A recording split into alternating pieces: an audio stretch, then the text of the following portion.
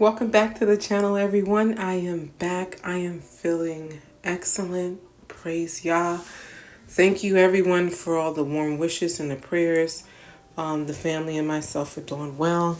So that means that I'm back in the kitchen, of course, and it's time to make granola. It's a staple in the home. It's a quick go-to. I just simply add 2 cups of whole oats. Okay, we're gonna add in some maple syrup, probably about 3 tablespoons.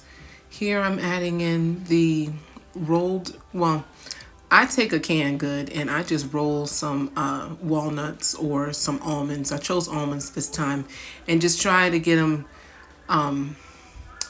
cut and crushed up. Some can be whole, but I want them mostly kind of crushed. Then I do make this kind of like a French vanilla mock of the store brand. So I add some pure vanilla extract. You want to use 1 to 2 tablespoons of your liking. And I'm going to add in some coconut oil. Now, this is pure coconut oil, unrefined, and what it's going to do is kind of allow, like, I want crunchy, but not so crunchy, like to where it really hurts to chew. So this does soften it and give it a buttery taste. It does still keep it crunchy because this is going in the oven, but you'll see in the end how it's a firmness, but then there's a soft brittleness to it. So even someone, honestly, I have family who do not have many teeth, and some people wear dentures, and they actually can chew this and have it as a snack. Just not the almonds, but the actual granola.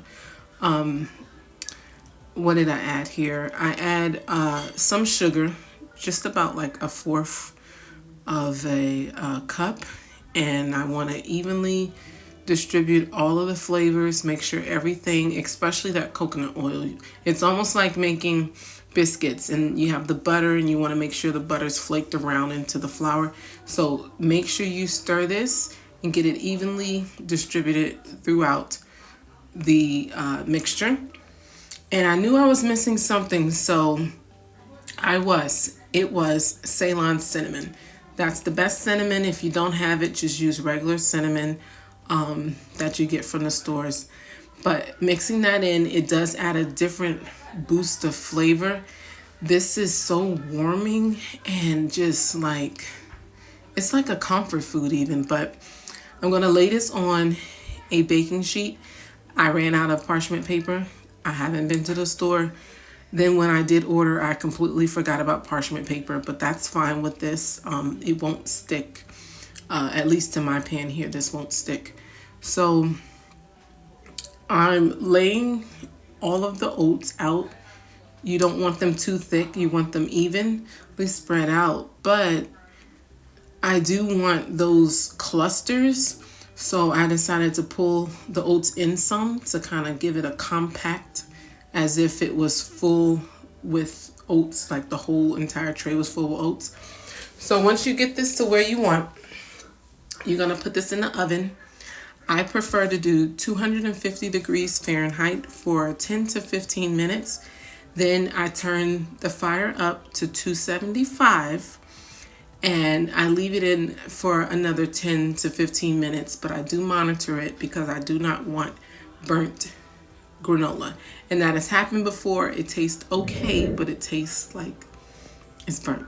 Now, here's the finished look. It does look quite the same as when I put it into the oven, but it's not. This is cooked.